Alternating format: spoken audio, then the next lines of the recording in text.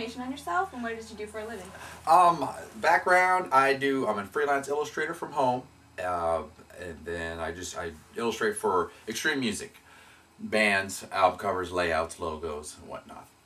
Nice.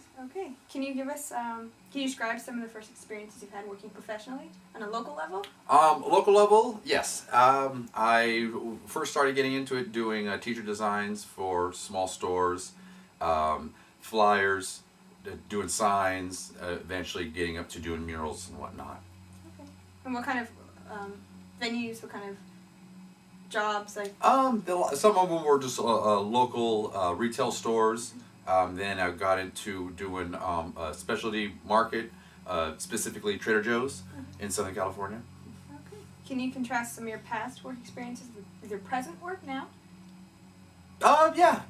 Actually, to this day, I still get emails and calls to do murals up to that point, up to what we're doing now.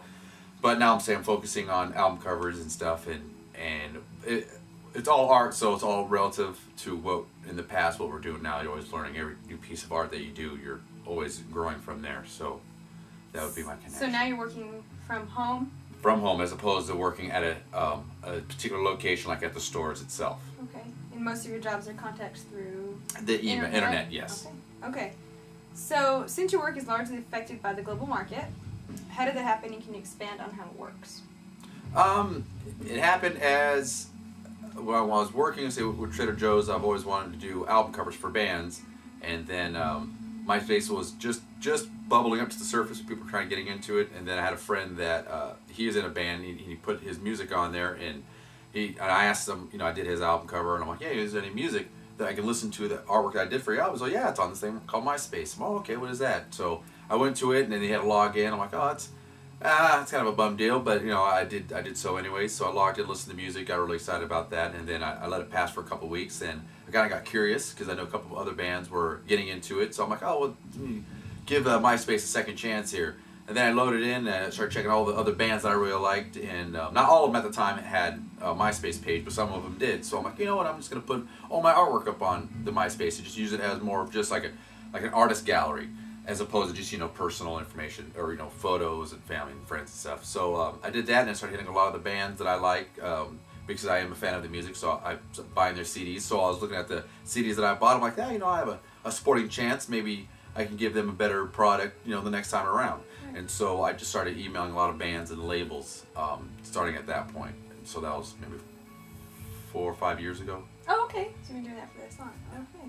So since the internet is your primary vehicle for obtaining jobs and corresponding with clients, can you explain to us how these global communities work and how the role of the internet provides access to these networks?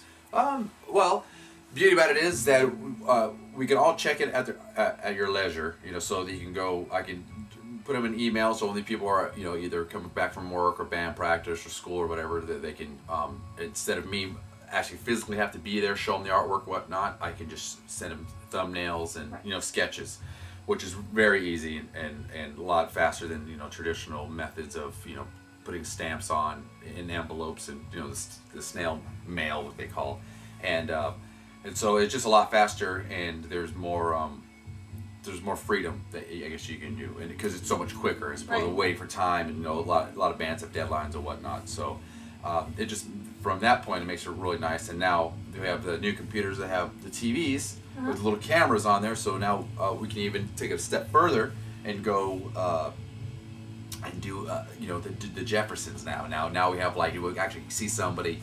I had a client in Belgium, and we finally hooked it up through our time and whatnot. So we got most of his information nailed out in one, I guess video conferencing, which was great. Normally it takes like 2 or 3 weeks because his time's different from our time and work and school and whatnot. So that was wonderful. So that was that was recent. That was within maybe 2 months ago. I did that. So that's like technology to the next level for me. Yeah, awesome. Okay, so do you see the global economy as a pro or con in terms of your profession?